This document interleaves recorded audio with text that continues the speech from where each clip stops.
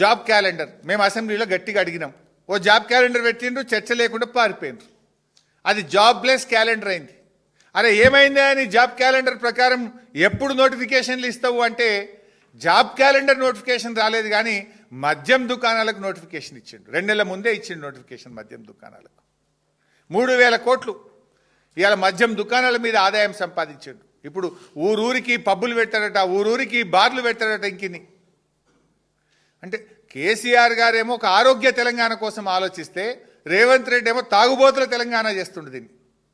కేసీఆర్ గారేమో ఆరోగ్యశ్రీని 2 లక్షల నుంచి 5 లక్షలకు పెంచిండు. కేసీఆర్ కిట్టు పెట్టిండు. 33 జిల్లాల్లో 33 ప్రభుత్వ మెడికల్ కాలేజీలు పెట్టిండు. వైద్యాన్ని అద్భుతంగా చేసిండు కేసీఆర్ గారు. అరే ఆనాడు 2 డయాలసిస్లు ఉంటే 102 డయాలసిస్ సెంటర్లు పెట్టిండు కేసీఆర్ గారు. 4 టిమ్స్ ఆసుపత్రులు పెట్టిండు. వరంగల్లో హెల్త్ సిటీ పెట్టిండు.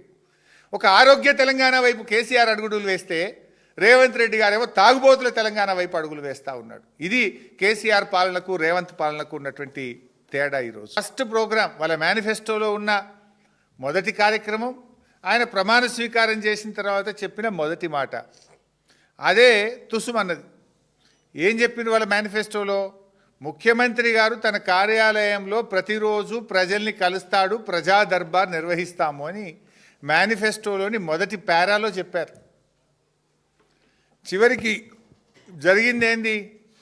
ఆ రోజు ప్రమాణ స్వీకారం చేసేటప్పుడు రేవంత్ రెడ్డి గారు రోజు ప్రజా దర్బారు నేను నిర్వహిస్తా, సామాన్యులు సైతం వచ్చి నన్ను కలవచ్చు అని చెప్పి గప్పాలు కొట్టిండు. ప్రమాణ స్వీకారం చేసి ఒక్కరోజు మాత్రమే ప్రజాభవన్కి వచ్చిండు. ఇక మళ్ళీ పత్తా లేడు. తెల్లారి నుంచి మళ్ళీ ప్రజాభవన్కు రాలే. ఒక 4 రోజులు 5 రోజులు మంత్రులు వచ్చిండ్రు. తర్వాత వాళ్ళు కూడా బంద్ అయిపోయిండ్రు. రోజు దరఖాస్తులు పోయి వారానికి 2 రోజులకు వచ్చింది.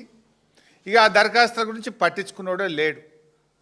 అంటే బిల్డప్ బాబాయ్ ఈ రేవంత్ రెడ్డి చెప్పిన మొదటి అబద్ధం ఇది. మేనిఫెస్టోలో కావచ్చు, ప్రమాణ స్వీకారం చెప్పిన తర్వాత ఈయన గారు చెప్పిన మొదటి అబద్ధం.